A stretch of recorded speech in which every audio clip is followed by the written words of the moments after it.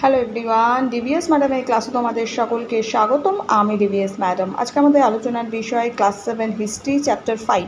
Chapter 5-এর থেকে কিছু ছোট প্রশ্ন উত্তর, অর্থাৎ 2 থেকে 3 নম্বরের প্রশ্ন উত্তরগুলো নিয়ে আমি আলোচনা করছি। ভীষণ ইম্পর্টেন্ট, এগুলো পড়তে হবে। এই প্রশ্নগুলো আমাদের 30 থেকে মোটামুটি 50টা শব্দের মধ্যে লিখতে হবে। ঠিক আছে, শুরু করা যাক। ভিডিওটা লাইক শেয়ার করো। সবার প্রথমে প্রশ্ন হচ্ছে মনসবদারি প্রথা। আচ্ছা, মনসবদারি প্রথা এটা টিকা হিসাবেও আসে, এটা কিন্তু ছোট প্রশ্ন হিসাবেও আসে যে মনসবদারি প্রথা বলতে কী বোঝো। তো আমরা উত্তর কি লিখব? মোগল সম্রাট আকবর ভারতের মনসবদারি প্রথা প্রবর্তন করেছিলেন। মনসব কথার অর্থ হলো কি না পদমর্যাদা। মনসব পদমর্যাদার অধিকারী কর্মচারীদের মনসবদার বলা হতো। ওকে, প্রত্যেক মনসবদার সরকারের নির্দিষ্ট বেতনের পরিবর্তে সেনা ও ঘোড়া রাখতেন এবং সরকারের অনুগত থাকতেন। এই প্রথাকে মনসবদারি প্রথা বলা হয়ে থাকে। ঠিক আছে, মনসবদারদের নিয়োগ ও পদোন্নতি সম্পূর্ণভাবে সম্রাটের ইচ্ছাধীন ছিল। এই পদ বংশানুক্রমিক ছিল না। মনসবদাররা অনেকগুলো স্তরে বিভক্ত ছিলেন, যেমন 5 হাজারি, 7 হাজারি, 8 হাজারি, 10 হাজারি, ঠিক আছে, মনসবদার ইত্যাদি আর কি। এই প্রথা মোগল রাজতন্ত্রকে শক্তিশালী করেছিল।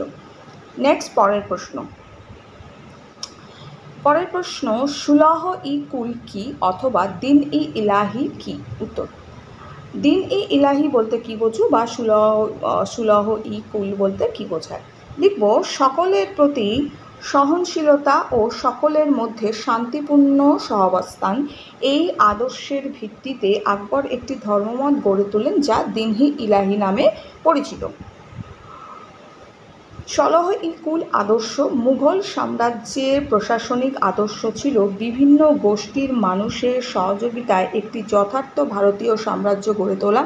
মুঘল বংশের শ্রেষ্ঠ সম্রাট আকবরের আদর্শ ছিল বাদশাহ ঈশ্বরের ইচ্ছায় দেশ শাসন করবেন, প্রজাদের সঙ্গে পিতৃতুল্য আচরণ করবেন এবং তিনি কোনো ব্যক্তি বা গোষ্ঠীর প্রতি পক্ষপাত রাখবেন না বা করবেন না।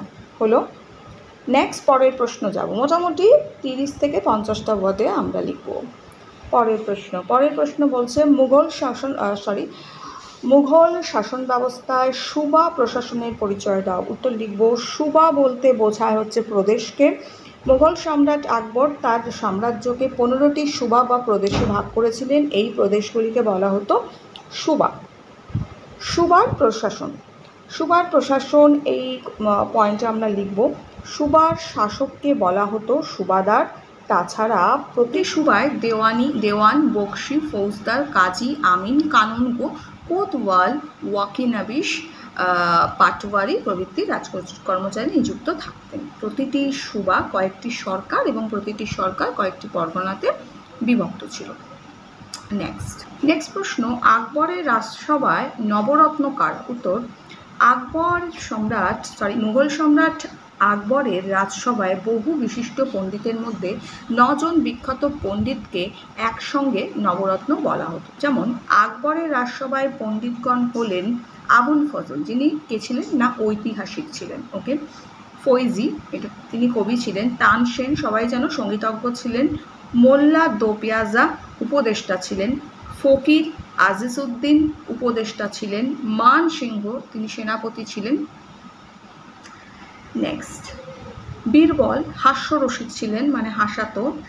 নেক্সট, আব্দুল রহিম খানে খানা বলা হতো, কবি ছিলেন তিনি।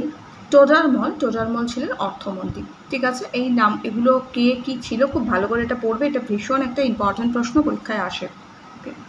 নেক্সট, পরের প্রশ্ন বাংলায় 12 ভূঁইয়াদের সম্পর্কে কি জানো? উত্তর আমরা লিখব, 1605 থেকে 1627 খ্রিস্টাব্দের সময়কালের মধ্যে, অর্থাৎ সম্রাট জাহাঙ্গীরের রাজত্বকালে বাংলায় যে 12 জন রাজা স্বাধীনভাবে শাসন পরিচালনা করতেন তাদের একত্রে 12 ভূঁইয়া বলা হতো।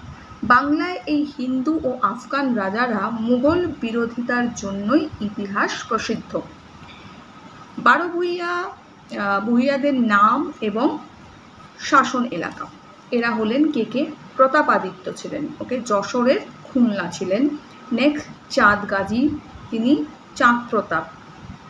নেক্সট, এগুলো কি 12 ভূঁইয়াদের নাম, আর তার তিনি যে এলাকাটা শাসন করতেন সেই এলাকার নাম দেওয়া আছে। ওকে, নেক্সট কেদার রায়, শ্রীপুর, আনসার লিখবো আমরা শ্রীপুর। নেক্সট লিখবো ঈশা খান ও মুসা খান, সোনারগাঁ। আচ্ছা, উসমান লিখবো মনমোহন সিংহ। নেক্সট লিখবো কন্দর্প নারায়ণ, এটা লিখবো চন্দ্রদ্বীপ। আচ্ছা, কংস নারায়ণ, এটা আমরা লিখবো হচ্ছে তাহিরপুর। নেক্সট আমরা লিখবো হচ্ছে লক্ষণ মাণিক্য, এটা হচ্ছে ভুলুয়া। সীতারাম রায় লিখবো মামুদপুর। রামচন্দ্র লিখবো পুটিয়া। আচ্ছা, হাম্বির মল্ল লিখবো বিষ্ণুপুর, আর মুকুন্দ রায় লিখবো ভূষণা। ওকে, অনেক ঐতিহাসিকের মতে এরা সংখ্যায় 12 জনের বেশি ছিলেন। জাহাঙ্গীর শেষ পর্যন্ত বিদ্রোহী 12 ভূঁইয়াদের নিজ নিয়ন্ত্রণে আনতে পেরেছিলেন। এই প্রশ্নগুলো দিলাম, এগুলো আপাতত পড়ো। দেখা হচ্ছে নেক্সট ভিডিওতে, আরও কিছু প্রশ্ন উত্তর নিয়ে আলোচনা করবো। এখনের জন্য এটুকু। বন্ধুদের সঙ্গে লাইক শেয়ার করো, ভালো থেকো।